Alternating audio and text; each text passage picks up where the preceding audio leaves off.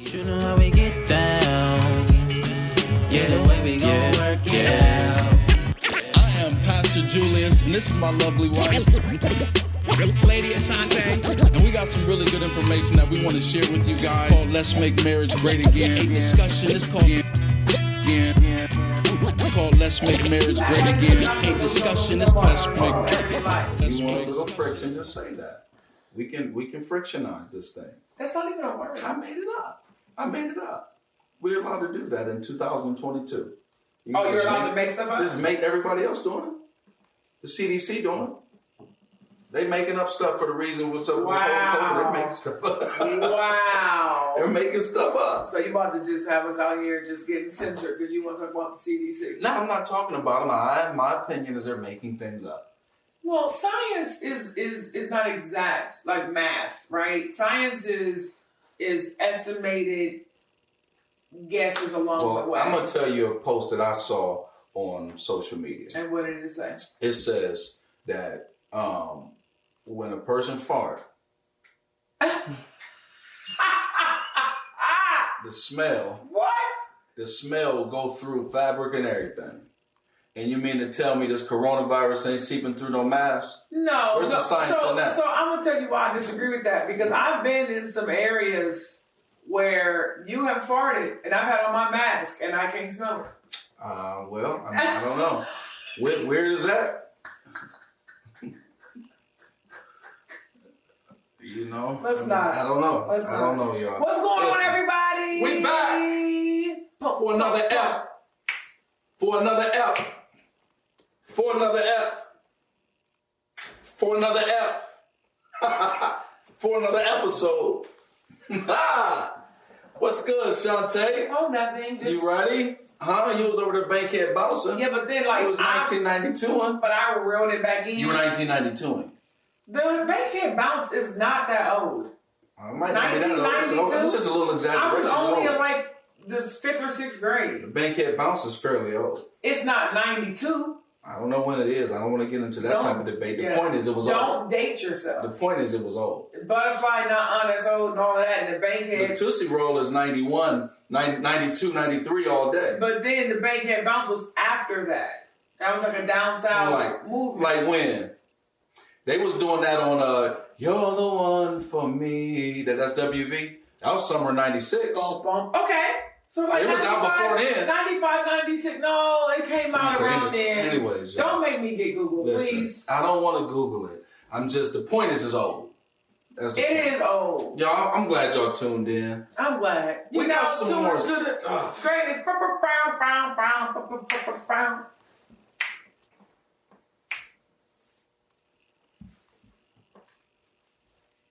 You're allowed to do it.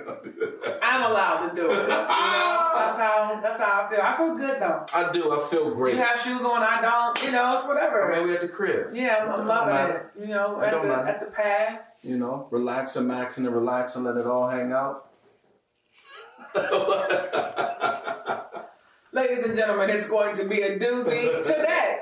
What we got on the agenda? I mean, there's a lot of stuff on the agenda. We got some good stuff to talk about.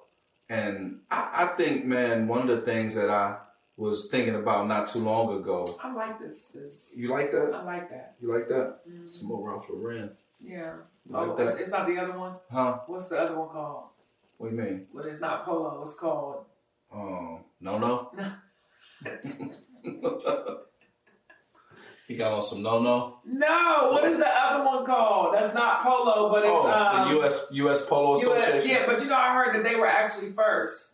I did too. That U.S. Polo Association was first, and then Ralph Lauren came in like, nah, give me that. And now the difference is you can catch that at Burlington, real heavy. You can catch Polo though at TJ Maxx. You can, absolutely. You get Ralph Lauren. Good stuff I got at some TJ's nice and Marshalls. You do. I got some nice pieces straight from TJ Maxx. Real nice material. Yeah, I did. I love it too. Mm-hmm. It's great. But yeah, I think one of the things I've been thinking about, y'all, listening about this whole marriage piece is leadership. Marriage piece. Yeah, it's a piece. It is. It's a piece about leadership and submission and management, like those three words. I've been thinking about a lot lately. Mm. You know, why does the word submission do something to you as a woman when you hear that word? First of all, it don't do nothing to me as a woman. Why does it do as a woman? I mean, the way that It was reacted. the way that you said it, like submission. Nah, you just made that up. Bishop Secular. You just made that up. Submission. So, I mean, you know, I think, honestly, one of the things that I've been thinking about that is I think we've kind of gotten it mixed up. I ain't Those gonna front roles. though. So yeah, it does. Like it does. And I can't speak for all women, but for me, it just It rubs you the wrong way? because I think all of our lives, you know, I was not raised by my grandparents, but both of my grandparents were very involved in my life. My mom and dad. Mom and dad were married both until the day that they died. Right. So in the summertime, and I spent a lot of time with my grandparents, right? Right. So I saw like the dynamics of like my grandmother was my mom's mom was Biloxi, Mississippi. You know what I'm saying? The South. So she like served my grandfather, like didn't eat at the table with him, would go sit in another room while he ate, stuff like that. And then I saw my dad's mom, totally different dynamic. Like she cooked and stuff. My grandfather was extremely involved. So I don't know. I think just the world and kind of like when I hear submission as a woman, it kind of like puts this burden on my shoulders Yeah. that I don't like. I mean, I think just when you're bringing up like a lot of historical stuff, but it's But not only that's what has shaped our society, though. and not only our society, but like in other places as well. Yeah, because you've gone to India. I went to India where women were very subservient, and submission is a way of life for women. And they had to stand up when a man entered or left the room. Listen, y'all, they stood up every time I walked in the room. And listen, I didn't realize what was happening. I was there on a ministry trip, went in, and when I first went to my host's house, I noticed that there were 3 women in the room, and they stood up. And I thought they were greeting. I thought it was just being hospitable, Yeah. you know. And so I was like, okay, great. I went and put my luggage up and came back downstairs and went to go look for my host. And I went back into that room again. And they stood up. And they stood up again. And so then I was like, what's going on here? So I went out and then I went back in just to make sure I wasn't like tripping. And they stood up again. And I was like, wow. But the men don't do that when a woman enters the room. And so I asked my host, I was like, they keep standing up he said, oh yeah, he said, they're servants. And I was like, oh wow. And so it was literally ingrained in their culture. Now this is what I found out about submission though, like in marriage. I found out that submission is not, write this down at home, submission is not gender specific. I think that maybe the revelation, so I'll say this. I believe that is applicable to the United States. Yeah. Because our culture is the women and men work. Mm-hmm. You know, but if you go to other countries like India, Africa, visit any other continent, the men are normally not, or the women are normally not working, like a job. Well, so the reason... So they are solely like at home, providing, etc. Here, it's different. Here, there's like this patriarchy setup, but it's like, bro, you really can't have patriarchy set up the way that y'all have it if the women are doing as much, if not more, than what the men are doing. But so what you were explaining was almost like roles, and I don't know, Yeah. and I don't think submission and roles are not necessarily the same thing. You can have, you know, a dynamic in a family where a woman prefers to be a stay-at-home mom. It's her preference. It's not because it's some patriarchal situation or because she's being, you know, like undervalued or anything. She prefers that. And you have a man who's going out and working. That doesn't mean that that man is not able to submit to his wife, even though that's the role that she decides she wants to take in the Again, marriage. if that's a conversation and a decision, Yeah. hands down. But I think that we still have a very long way because, again, the hair on my neck stands up even hearing the word submission because of, I think, what has been set as the standard when it comes to women submitting to a man, especially in the church. You know what I'm saying? Especially in the church. It's kind of like that has been embedded so much into religion that we have an awareness of what submission looks like in our lives in the church, but there's a lot of people in these United States that do not. You have some organizations right now where women are still not allowed to pastor. So things you're talking about from a biblical perspective. Okay. What about the Proverbs 31 woman?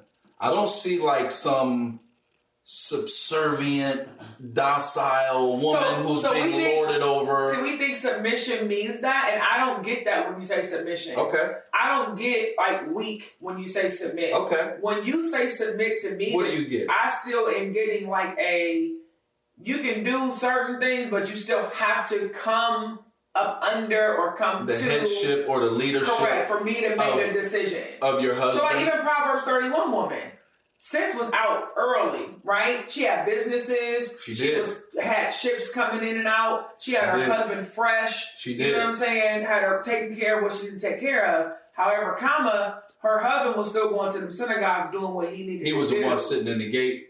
Correct. Where the decisions were being made. Correct. Even though she was the one that was really like facilitating his success almost still. Correct. You know, that's a good point. Let's lean into that. Okay. Let's lean into that. About it almost, what I hear you saying is like the woman is almost like relegated to this role of only facilitating the man's success. Is that how you look at submission? When you hear submission, when I hear submission, that is what I hear. It's like we talk about people being Proverbs 31 women all the time, but like really digging into that, she didn't have a seat at the table. You know what I mean? She was making stuff happen, no doubt. And I feel like, you know, what women do. Women, we make things happen, and being a helpmeet, you know, to our husbands. We don't necessarily have a seat at the table though. And so what I think is so dope about you, and I think what's dope about our marriage, is that you make sure that I have a seat at the table alongside with you. But I still acknowledge that I'm at that table, but you still have the say so. So like at the table, if that makes any sense. So let's lean in. So with that being said, what is it about you still feeling like, or you being okay with having a seat, but still feeling like or thinking that the final say so or the final decision is the male's? Is there validity in that? Like, because from a woman's perspective, like I want you to lean into that because that's something, a way that you feel internally, intrinsically. Yeah. Is that because you've been indoctrinated in a patriarchal society? Yes. Or is that because you honestly deep down inside feel like there needs to be some headship and there needs to be a distinguishment? Yeah, I don't think it doesn't always have to come from the man though. And that's my thing. Like when we're talking about submission, the Bible says submit yourselves one to another. There are times where you submit to me. And I'll be like, this is what we should do, or this is what I want to do. And there's times that I submit to you. And then there's times where stuff comes to the table and I will have a completely different opinion, but I submit to... Why? I mean, we follow the Bible, and so biblically, you are the head of the house. And so in your mind, the head of the house means that basically at the end of the day, after we've submitted one to another and I've given you a seat at the table and all of that, at the end of the day, you still have the final say, even though I can totally disagree with it. And that is an internal struggle. That's an internal struggle for you? Yeah, because there's been things where I've submitted that way to you and it's been wrong. It has. And I'll be looking at you like, told you so? You know what I'm saying? Like, and so I think that is where the patriarchals, like the way the world has it set up, that's what I don't agree with. Because it's like, well, men be wrong. So I mean, so what happens in that instant? And you would have been like, I should have just. I think you have the final say in that. Well, I think acknowledging that maybe you should have been the one that had a final say. But I think like in anything, like there needs to be a leader.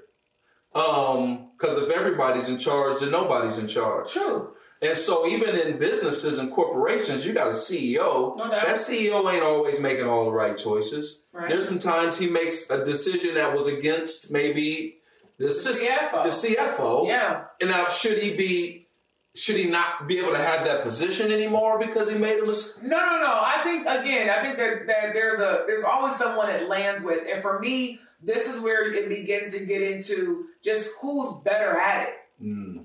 You know what I'm saying? Like, you keep making bad business decisions. If you keep, messing up the money, even as the head, it gotta be like, yo, this is not where you're good at. Yeah. That needs to be submitted to me. Yeah. And even when it comes to final say stuff, like, you don't do well at that at all. Yeah. Because I think that as husband and wife, we're protecting our marriage, protecting our union. And then when you add kids into it, we're protecting our household. And so for me, like, that is a discussion. It's kind of what works for your house. The way I was raised, my mom managed money and stuff. Didn't end up great. My dad had to take that over because it was about the kids and the house. What was better for the household? But for a while, he has submitted that to her. And so what you're saying is as opposed to it being a gender specific thing, what we submit to is what's best for our nucleus. Absolutely. Regardless of if somebody's peeing standing up or sitting down. Yeah. I think it's what's best for the nucleus. What is best for the union? Yeah. And I think, but the world teaches us it's man. Yeah. And it's like, no. But I think the key is being able to come to terms and come to grips and agree with what's best for the nucleus. And Absolutely. I think that's where a lot of the rift comes in at. I'm going to tell you what's good for the nucleus, too. A lot of the times, ladies, hear me, it's to lean into and give that to your husband, even if he's wrong. And I learned that from my spiritual mother, God bless her soul, was that women, a lot of the times, we know that we're right.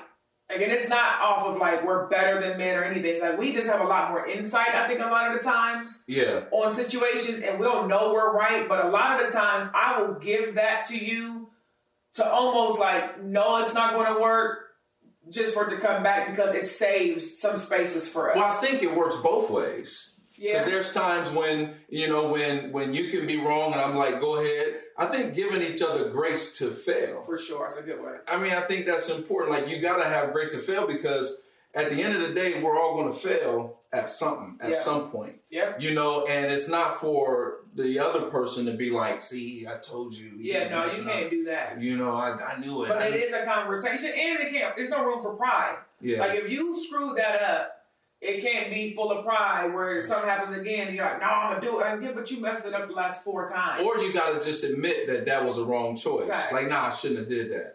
That wasn't the right thing to do. Yeah. You know what I mean? But then on the flip side, if there was a little rift between what should be done and say, for instance, we went with what you thought and it ends up being right, then I have to be able to say that was the right choice. And vice versa. If we go with something that I would prefer and it ends up being right, then you got to be able to be like, you know what, that was the right move. That was the right. And I think that over the past 10 years, we've gotten a lot better. Yeah. Man, when we first got married, and you brought up something so good the other day from just a book that you were reading, and you were saying, we're both the firstborn of our families. Yeah. And it just dawned on us like, oh, so we have this independence that is just natural. You are the only child on your dad's side, predominantly raised by your father. It's only you. I am the oldest and only girl. And so us coming together, it's like this battle of independence or doing what we know to do because that's what we've always done. Or leadership. Leadership. We both were basically indoctrinated in leading. And we took spiritual gift tests and everything else, and leadership was my second one, yours too. And so it's leadership. And so now when you got 2 leaders coming together, that's what they were saying. That's hard. They were saying this to being equally yoked, because they said if you have a firstborn male and then he ends up dating or marrying a thirdborn woman, it's easy. It's easy, especially if she has older brothers. Absolutely. Because she was used to following men and used to having men protect. You see what I'm saying? So that's an easy fix. Yes, but if you have a firstborn male and an only daughter or a firstborn daughter, now what happens? And so we talk about equally yoked. Like, are we even looking at the where we're coming from a familial dynamic? Wow. Or how we decide who we're going to marry. I think that's so good too. I think that that's even better than, because a lot of times we look at mom and dad, and we'll place people's mentality on single mom or single dad. But for real, like, no. What if he was the oldest boy and he had 3 younger sisters that he was used to leading and guiding? Correct. So then you get this, we call them alpha, but you have this only daughter or the oldest daughter who has all 3 younger brothers. In my case, all my siblings are brothers. Yes. And I'm the oldest. You're used to leading men. And you get with a man who's used to leading women. Jeez. And so now you got some friction. There's automatic friction. Even in my professional career, I've always excelled in male-dominated career paths. Yep. And now it's like, oh, that's fine, because I've always led men. Yep. And it's always been easy, and I've always gotten along great with men. Yep. And so here we are. Yep. And then, that's revolutionary information. That is. It'll change the whole dynamic of what you got going on in marriage. So now, talking about submission, we also talked about management and leadership. Yeah. So we said leadership is futuristic. Indeed. Like future-minded. Yeah. Management, I think we said, is present-minded. It's like the day-to-day grind of things that have to be managed. Yeah. Yeah. And what we found out is that there are times when you are futuristic in your thought process about what we have going on, and times when I'm more present-minded. Yep. And then vice versa. There are times when I'm more futuristic in our thought process about our family, and you're more present-minded or managerial-minded, right? Yeah. Yeah. And I think just being able to understand who needs to take on that role pertaining to that particular situation in that context, I think it's tremendously important, because let's be clear, you need both leadership and management. Yeah, but they have to be communicated, man, to a T. Yeah. Yesterday we had a situation where you had said something, and in your mind, that was leadership, and I was supposed to grab it and manage it. Yeah, I still feel that way.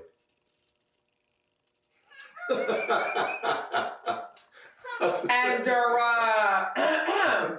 I think that we have to be very clear on, or even asking the question, are you going to manage this, or can you manage this? Because if I'm just running around thinking I'm leading, and for me, that's not good leadership. Good leadership is clear, direct, and it's direct. Yeah. And who's going to take what and what you need them to do. Yes. Because a manager can't manage anything if they have no idea what they're managing. Yeah. And the CEO, like, why is stuff getting managed? Like, bro, you never gave me a job description. You never gave me anything. I have no idea. I'm just here. Nothing's clear. I'll just kind of do what I think needs to be done. Correct. And not what you want done. Correct. And I think that's a danger zone. And being able to know that, though. Yeah. Like, okay, so who's leading in this situation? Yeah. Who's managing in this situation? Not where it's like robotic. No. But to where like you're able to make sure everyone understands. Because it's something that I said. It is that leadership with no management is called chaos. Yeah, for sure. And then management with no leadership is called lost. So if you find a lot of chaos in your marriage, it could be that there's leadership but no management. And if it seems like you're lost in your marriage, it could be that there's management but no leadership. And that's what I'm just saying. Like, I mean, for me, I like practical. So it's like a store. You have a manager of a store. Yeah. And if there's no leadership in that store, the store the store manager is kind of like, I don't know what's up. Customers come in there and having these issues, and the manager's like, I don't know what to tell them. But if there's leadership from the top down, when there are problems that arise, that manager is like, yep, I'm sorry, here's our policy, here's our procedures, I'm able to do this, it is smooth. Well, let me ask you this. Do you feel like, from a Christian perspective in marriage, I think a lot of the times when we hear the terminology that's used, it says the man is the head of the house. Yeah. Like Christ is the head of the church. Is headship equivalent to leadership? No, I think headship as far as a covering is concerned, but not as far as leadership consistently, because the man doesn't always lead in all things. You know what I think? So if it's the head, then that means that it has some information. Because you think about anything that our bodies do, it comes from where? It comes from the head, but what if you don't get the information? What if I've gotten it? So what I'm saying is... I'm a whole arm, but I've got it. So listen, this is what I'm saying. What I'm saying is that it is up to the head to be able to know when it's not its turn to lead. So it's up for the male to be able to look at a situation and be like, I shouldn't be leading in He this. would get that from the Lord. Now we're talking about people who believe in Jesus. Yeah. He would get, which is why it's important when we're talking about marriage and being equally yoked spiritually, because I would need you in a tight enough relationship with the Lord. To be honest, for you to be like, I shouldn't be leading this. I shouldn't be leading this, man. My wife is way more efficient and proficient in this. Yeah, and that's what I'm saying. Yeah. So headship don't necessarily mean leadership. Yeah. You know, and so I think what happens with a lot of men, we hear the terminology headship, and a lot of women, they hear the terminology headship, and they think it means at every time it's automatic leadership. Low. I mean, again, as a woman, when you hear it literally places you in that. Yeah. Immediately. You don't feel that though when you say submission, do you? Well, I think this is what I believe, man. I don't believe no person, no human was designed to submit to another human. We were created to. Well, no, We it's were not created true. to have The Lord dominion. Created women We were created to have dominion. together. We were created to have dominion. Genesis 1:26. Yeah. So that's why there's always a struggle when it comes to submission from one human to another Well, I'm gonna human. tell you, it's even harder for men because I've watched men struggle submitting to other men Of course. because it's like it's way bad. But Of I've seen course. other cultures where that's it's not the struggle. Yeah. You go to other countries and you don't see it as prevalent as, but these United States, oh baby, men submitting to men? Yeah. No. And so I think like it could be a lot of the instances to where we're getting terminology mixed up. We're misinterpreting words. We think headship always means leadership. And so now you have a man who, because he has been told he is the head, Thinks he's a leader. that he needs to be leading in everything. That's and then really he good. marches right into some bull crap. That's really good. And takes his whole family with him. And takes his whole family with him because he misinterpreted headship. And he thought headship meant leadership in that instance. You got a whole revelation. So headship just means get the information Headship and means apply it. yes, That's yes. And that's where trust comes in at. Yeah. Because that's the thing about like kings, even kings in old times, that what made a king wasn't because he had all of the experience, wisdom, or know-how. What made him a king is because he had the ability to discern who did. I mean, think about it. When in the Bible, when the king needed the dream interpreter, he heard about Joseph. Go get him there. He didn't feel the need to try to do it. Right. Go get somebody who does Who it, does it? who's Exactly. proficient in it, and let's employ them Exactly. and let them do it. Yeah. You know what I mean? So, I don't know, y'all. We got submission, we got leadership, we got management. I think this was a great episode. I do all of that stuff. Yeah, she the bomb, y'all. I mean, I'm She the doing bomb. See this? You know what, friends? Until next time, like Mr. Rogers. Yeah, until next time, friends. Until next time, friends. Now, this has been Make Marriage Great Again, MMGA. Hopefully, you've been The edified. podcast. The podcast. Share it. Go to Make Marriage Great Again on YouTube. Check us out. Go to IG at MMGA Podcast. Yeah. Go to Facebook and Make Marriage Great Again And all of the Podcast. platforms for those who are not watching us that are Yes. listening, just begin to share this John with the world. Make Marriage Great Again. Y'all know it's lit over here for real. Peace. Peace.